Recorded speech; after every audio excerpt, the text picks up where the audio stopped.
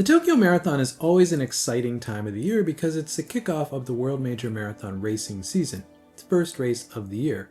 And it's the first opportunity for brands to showcase new product. Stuff that we saw maybe in development in the previous fall or in leaks over the winter. Tokyo is the first time to really put them on athletes' feet.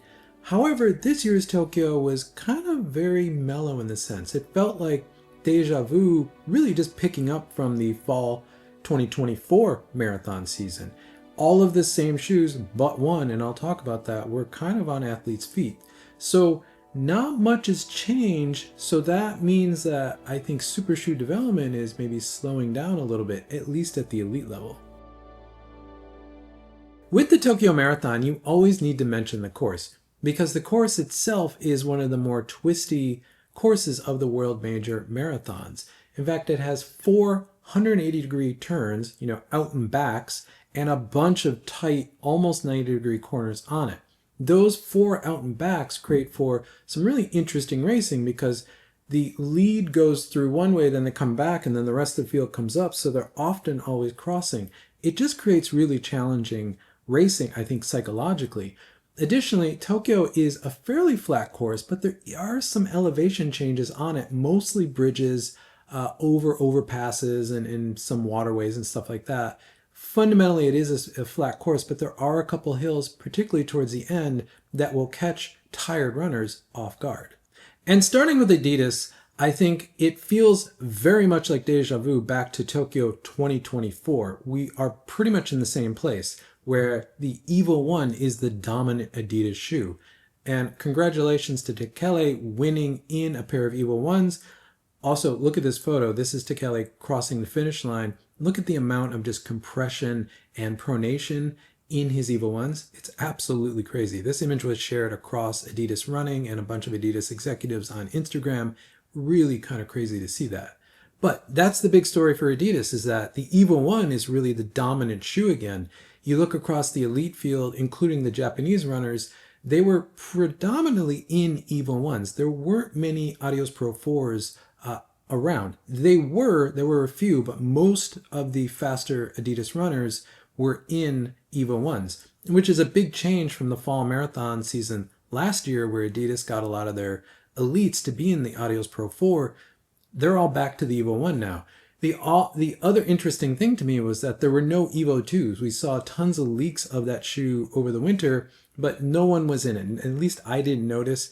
And if it was, it looked very much like the Evo 1. But even the Adidas executives on Instagram were promoting the Evo 1 just like they were last year. So as good as the Adios Pro 4 has been, it's interesting to see that Adidas is really kind of back where they started almost a year ago. Moving to On, we need to congratulate Kebede in her win on the women's side in her Cloudboom Strike LSs. It's interesting to see that On does very well on the women's side of World Major Marathon racing.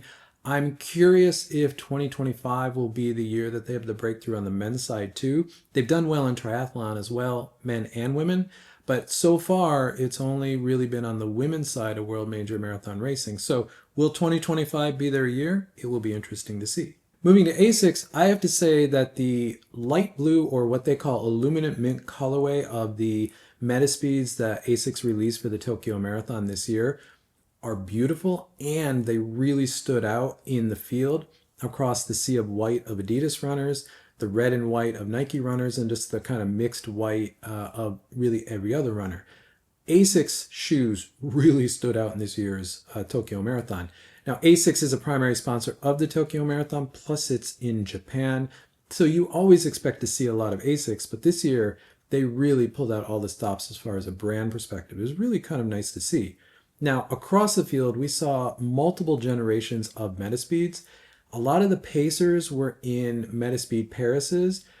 The elites were in mostly the new Metaspeed 4 development shoes, though even the podium finishers for Asics were in 2 different generations of the Metaspeed 4, at least from the outsole. And it looked like they were both in the sky because it had the red or orange outsole. So Asics is still tweaking the Metaspeed 4, and that means that I think we're not going to see it until the fall. I did kind of expect Asics to release the new Metaspeeds at Tokyo, but now that they missed Tokyo, I don't expect them in the spring because there would be no reason for them to release them, especially as well as the Metaspeed Paris series is still doing. So I think we'll probably see it for the kickoff of the fall section of this year's World Major Marathon racing season. So that means Asics is still tweaking the shoe. And you saw that on the Elite's feet at this year's Tokyo Marathon, just given how many different versions of Metaspeeds were out there on the course. And moving to Nike, Tokyo 2025 saw the first podium result for the new Vaporfly 4. Pretty good result for the first race that shoe's really been in, though it was present in all of the Ekiden racing across Japan back in January. So it's been around a bit, but this is the first World Major podium finish for it, second place on the men's side. That was really nice to see. Now, Nike had a big presence in the expo, a lot of the coverage of the expo from a shoetuber perspective, influencer perspective, but just media perspective. There was a big Nike presence there. They had all of their shoes, the Streakfly 2, the Vaporfly 4, the new colorway, the red colorway of the Alphafly 3, and all the other shoes that go around with that. So it was really nice to see that.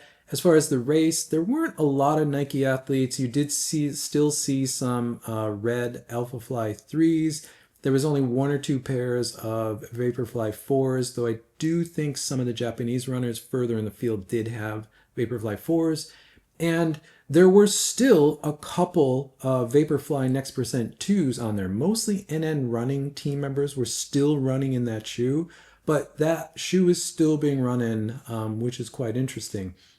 Given the availability of the Vaporfly 4, I would expect to see the use of that shoe pick up through the rest of the spring, definitely by the fall.